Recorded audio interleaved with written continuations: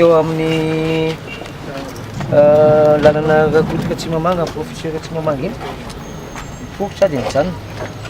Tsy mahalala hoe misy manaraka dia za mipipi eo mandalo ny moto dia pa!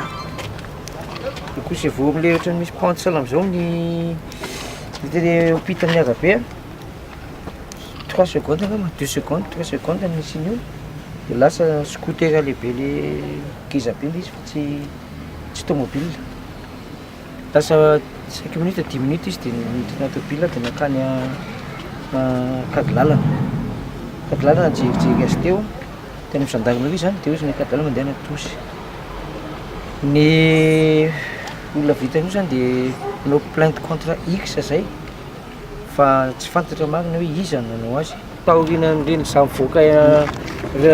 voaka ny dispitsarana reny dia na ankizy kely na lehilahy na vehivavy. Tsy SMS zany fa tena antso an-tarobia mihitsy. Antso an-tarobia kasety tena moa fa automatique mandray téléphone dia hoe tsy amelanay ho faty ianareo androany sy ny sisa. Feon-dehilahy, feo an'ankizy. Feon-dehilahy, vehivavy, ankizy ohatran'ny hoe mpianakavy eo amin'ny firy eo zany mena tsy dobotra par téléphone mety azy. Raha kely indrindra angamba dia folo. Kely indrindra sy ny par personne interposée misy olona vavaka dia hoe matinay io pasteur anareo ravy io fiangonana io.